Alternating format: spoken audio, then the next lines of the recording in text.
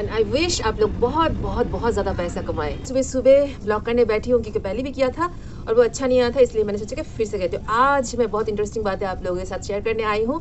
मेरा एक्सपीरियंस है, मैंने लाइफ से क्या सीखा है वही सब आप लोगों के साथ शेयर करती हूँ। तो आज मैं आप लोगों के साथ इनकम मतलब पैसिव इनकम के बारे में बात करने आई हूँ। वैसे तो एक्टिव पैसिव वॉइस हम लोगों को स्कूल में सिखाया जाता है, लेकिन पैसिव इनकम के बारे में कोई भी और कहीं पे भी सिखाया नहीं जाता है और कोई भी आपको सिखाएगा भी नहीं। हेलो दोस्तों, welcome back to my channel. Hope you guys are very fine, doing very well. अभी सुबह सुबह मैं ब्लॉग बनाती हूँ, इसीलिए मैं गुड मॉर्निंग बोलती हूँ और आप लोग मुझे बहुत सारे प्यार दिए हैं, आप लोग दे रहे हैं, इसके लिए थैंक यू। बने रहिए, बहुत सारे इन्फॉर्मेशन हम देते रहेंगे। कोई ज्ञान नहीं है मेरे चैनल पे, आप लोगों को भक्ति से लेकर शक्ति, शक्ति से लेकर सोशल इश्यूज़ में सब कुछ टॉपिक कवर मैं करती हूँ। और हर एक मिट्टी से जुड़े हुए इंसान होते हैं जो रियली में ठोकर खा के सीखते हैं, उन लोगों से आप कुछ ज़्यादा ही जान पाएंगे, क्योंकि जो ऊपर उठ गया है वो आपको कुछ सिखाएंगे नहीं और बताएंगे भी नहीं। हम लोगों ने स्कूल में एक्टिव और पैसिव वॉइस के बारे में पढ़ा था, लेकिन लाइफ में भी जब हम स्कूल कॉलेज खत्म करके इनकम करने के लिए जाते हैं तो वहाँ पर भी दो तरह का इनकम होता है, एक है एक्टिव इनकम और एक है पैसिव इनकम। आप सोच रहे हैं कि ये क्या है? 80% लोगों को पता नहीं है कि पैसिव इनकम क्या है।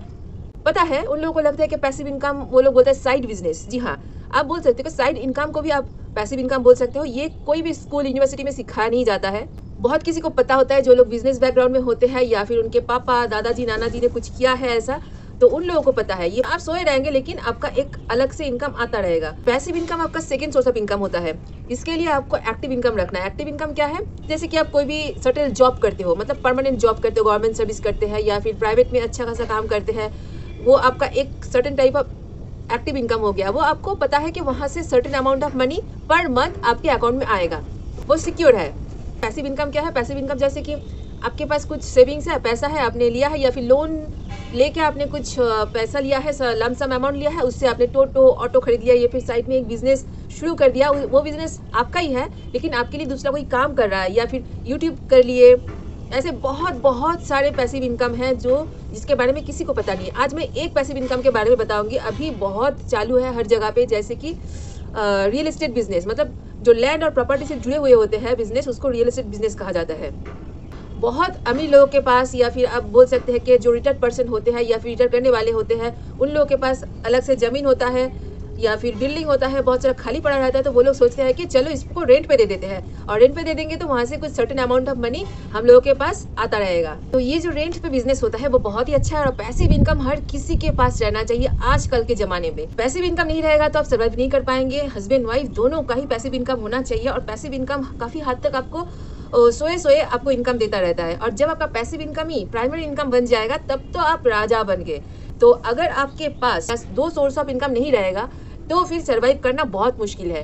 तो चलिए आज बात करते हैं पैसिव इनकम के बारे में। जो लोग बहुत लैंड और प्रॉपर्टी के बिजनेस कर रहे हैं या फिर घर को रेंट पे दे रहे हैं, उसके बारे में बात करते हैं। तो बहुत सारे ऐसे लोग होते हैं जिसके पास अपना अलग से घर है, वो खाली पड़ा है, तो सोचते हैं कि चलो उसको रेंट पे दे देते हैं, फिर वहाँ से कुछ पैसे हमारे अकाउंट में आता रहेगा और वो अपना पैसिव इनकम हो जाता है। लेकिन इस पैसिव इनकम को ही आपने अगर प्राइमरी इनकम बना लिया है तो बहुत दिक्कत है। सबसे पहली बात, घर को रेंट देने से पहले आपको आपका घर का जो मेंटेनेंस है बहुत अच्छे से करके रखना होगा और आपके घर के बारे में आपको बहुत अच्छे से जानकारी होना है कि कौन सी जगह पे है, कैसी जगह पे है और कैसा रेंट आ सकता है। उसी हिसाब से आपको अपना रेंट भी फिक्स करना है और कौन सा चीज़ आप दे सकते हो, क्या नहीं प्रोवाइड कर सकते हो, किस तरीके से आप अपने रेंटर के साथ अपना रिलेशन बनाते हैं, वो भी आपको देखना है। बिजनेस और पर्सनल लाइफ को कभी भी एक मत कीजिएगा, क्योंकि जहाँ पे लेन देन की रिलेशनशिप होता है वहाँ पे पर्सनल रिलेशनशिप कभी नहीं बनता है। कोई भी बिजनेस हो वो लेन देन का बिजनेस है, मतलब आप किसी को घर दे रहे हैं रहने के लिए, वो उसके बदले पैसा दे रहा है। तो यहाँ पे कोई बड़ा छोटा नहीं है। अगर कोई रेंटर आपको बोलता है कि हम पैसा दे रहे हैं तो हम क्यों नहीं इस्तेमाल करेंगे, क्यों ऐसा नहीं करेंगे, क्यों ऐसा नहीं करेंगे, देखिए आपने 25 लाख 50 लाख 1 करोड़ 2 करोड़ देके अपना घर बनवाया है और वो 5,000 10,000 देके आपके ऊपर रौब जमा रहे हैं। तो आपको हमेशा ये दिमाग में रहना चाहिए कि हम बेबस नहीं हैं, ये घर हमने बनाया है, आप यहाँ पे आ रहे हो, आप रहना चाहते हो तो रहो, नहीं रहना चाहते हो तो नहीं रहो। पॉपुलेशन इतना ज़्यादा है, ज़मीन कम है, सब कोई अपना घर नहीं बना सकते हैं। अगर सब कोई अपना घर नहीं बना सकते, इतना इनकम नहीं है, तो रेंट पे रहना ही होगा और रेंट पे रहेंगे तो किसी और के घर में रह रहे हैं तो उसके नियम से ही हमको चलना होगा। है ना, किसी और को दिक्कत हम नहीं कर सकते, किसी और को प्रॉब्लम हम नहीं कर सकते हैं। ये बात आपको क्लियर होना चाहिए। और कभी भी आप अपना जो लेन देन का बिजनेस है उसको पर्सनल लेवल पे लेके मत आइए। आप अपना एक डेट फिक्स कीजिए, उस डेट पे आप अपना रेंट लीजिए। जैसे कि हम EMI भरते हैं, उसमें तो वो लोग नहीं देखते हैं कि इसको सैलरी मिला है कि नहीं, ये कहाँ से पैसा अरेंज करेगा, वो लोग तो नहीं देखते हैं। तो आप क्यों देख रहे हैं, क्यों सुन रहे हैं? आप एक डेट फिक्स कीजिए कि ऐसे इस डेट के अंदर हमको पैसा भेज दीजिएगा, बस क्लियर। घर को रेंट पे देने से पहले आप अपना सारा कुछ प्रॉब्लम्स बता दीजिए कि इस घर में आप ये कर सकते हैं, ये नहीं कर सकते, कितने लोग रहेंगे। ऐसा नहीं कि 4 लोग बोल के वहाँ पे 8 लोग रह रहे हैं, ये भी देखिएगा। और हाँ, जो रेंट पे रहने आएंगे वो लोग क्या काम करते हैं वो देखिए। ID कार्ड दिखाने के लिए बोलिए। अगर कोई ऑफिस पे काम करता है तो बिजनेस करता है तो आप जाके देख लीजिए। हाँ, आपको टाइम निकालना पड़ेगा। ऐसा भी तो हो सकता है ना कि वहाँ पे कोई बोल रहा है हम यहाँ पे काम करते हैं, झूठ बोल के किसी और जगह पे काम कर रहा है। या फिर क्रिमिनल्स भी आ सकते हैं, टेररिस्ट भी आ सकता है। आप बोल रहे इतना क्यों सोच रहे हो? अरे सोचना है, जमाना कुछ अच्छा नहीं है। आपके घर में आपके सामने कोई टेररिस्ट वाला काम करेगा और आपको पता भी नहीं चलेगा। जब धमाका होगा तब पता चले कि क्या होगा। खुद की सेफ्टी खुद के पास रखना है ना। तो ये बातें आपको जानना है। उसके बाद उन लोगों से आधार कार्ड, वोटर कार्ड का जेरोक्स ले लीजिए, 2 कॉपी करके। पासपोर्ट साइज फोटो उन लोगों से ले लीजिए, जितने लोग रह रहे हैं सबका लीजिए, सबका डॉक्यूमेंट्स लीजिए जेरोक्स। और एग्रीमेंट पेपर 11 महीने का आपको बनवाना बहुत इंपॉर्टेंट है। अगर आपने एग्रीमेंट पेपर रिन्यू नहीं किया है तो फिर दिक्कत है। किसी भी टाइम पे वो जो रेंटर है आपके ऊपर झपक सकता है, लपक सकता है। बातों पे किसी का भरोसा बिल्कुल मत कीजिए। एग्रीमेंट पेपर जरूर बनवाइए। कुछ पैसे बचाने के चक्कर में एग्रीमेंट पेपर नहीं बनवाएंगे। कोई बोलेंगे कि एग्रीमेंट पेपर बनवा के क्या होगा, आपका तो ये ऐसा है वैसा है। अरे देखिए, जो बाहर के लोग आते हैं ना वो हमेशा खोट निकालते ही रहेंगे। उनका काम ही खोट निकालना है, करेंगे ही।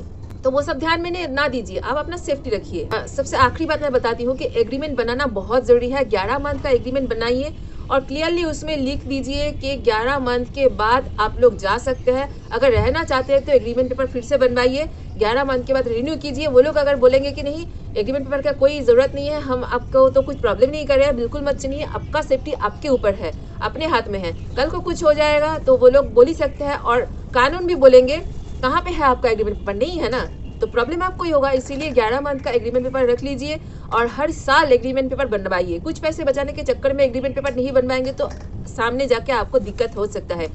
बातों में किसी का भरोसा नहीं करना चाहिए आजकल।